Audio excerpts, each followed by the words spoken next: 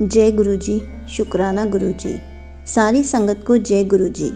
आज मैं आप सबको बताऊंगी कि नवरात्रों में गुरु जी के बड़े मंदिर में लंगर प्रसाद खाएं या ना खाएं। संगत जी, बहुत संगत नवरात्रों में व्रत रखते हैं और सोचती हैं कि बड़े मंदिर जाएंगे तो लहसुन प्याज वाला लंगर प्रसाद कैसे खाएंगे। संगत जी, अगर आपके मन में भी यही ख्याल है तो तुरंत उसको अपने दिमाग से निकाल दीजिए, क्योंकि गुरु जी का लंगर प्रसाद कोई भोजन नहीं है कि हमें उसकी सामग्री को सोचने की ज़रूरत पड़े। गुरु जी का लंगर प्रसाद हमारे लिए दवाई है, इससे हमारे रोग ठीक होते हैं। आज मैं आपको एक सत्संग के थ्रू समझाती हूँ, ताकि आप ऐसा कभी नहीं सोचो कि नवरात्रों में गुरु जी का लंगर प्रसाद कैसे खाएं। जब गुरु जी फिजिकल फॉर्म में थे तो एक संगत जी ने नवरात्रों के टाइम गुरु जी से पूछा कि क्या हम नवरात्रों में लंगर प्रसाद खा सकते हैं। मैं तो व्रत रखती हूँ तो ये प्रसाद नहीं खा सकती।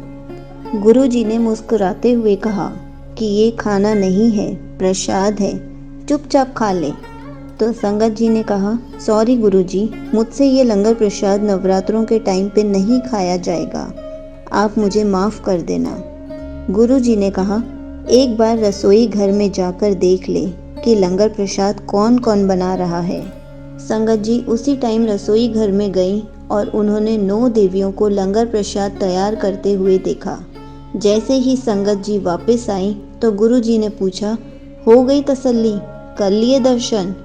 वो गुरु जी के चरणों में गिर पड़ी और माफ़ी मांगने लगी।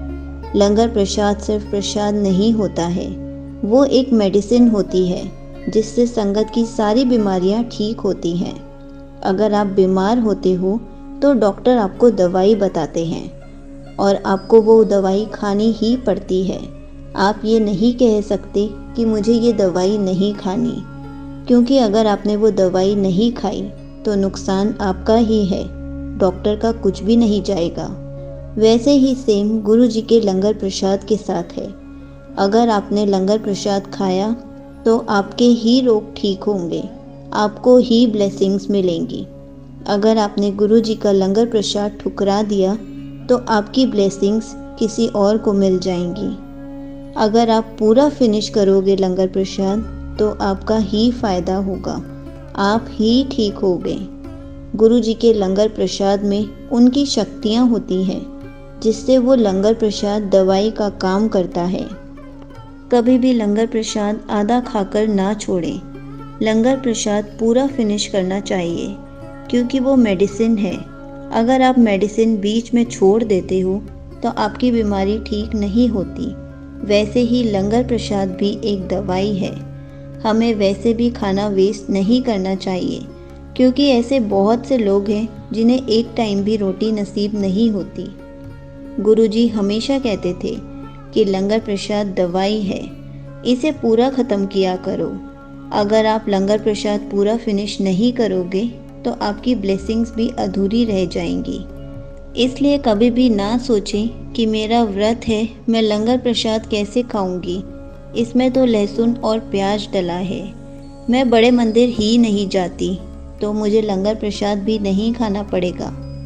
माता रानी कहीं बुरा ना मान जाए, कभी भी ऐसा ना सोचें। अगर आपको बड़े मंदिर जाने का मौका मिल रहा है तो ज़रूर जाएं और 9 देवियों के हाथों से बना प्रसाद ज़रूर खाकर आएं। आप भी उन लकी संगत में से एक बने जिनको व्रत में भी 9 देवियों के हाथ का बना प्रसाद खाने को मिल रहा है।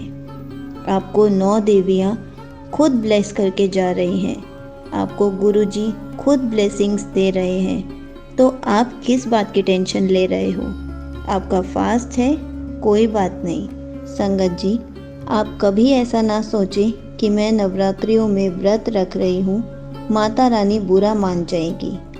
आपको तो खुद 9 देवियाँ अपने हाथों से प्रसाद बनाकर ग्रहण करने के लिए दे रही हैं। इसलिए आप खुशी खुशी नवरात्रों में भी गुरु जी के बड़े मंदिर का लंगर प्रसाद खा सकते हैं। माता रानी बिल्कुल भी बुरा नहीं मानेंगी, आप ऐसा बिल्कुल मत सोचना। जय गुरु जी, शुक्राना गुरु जी।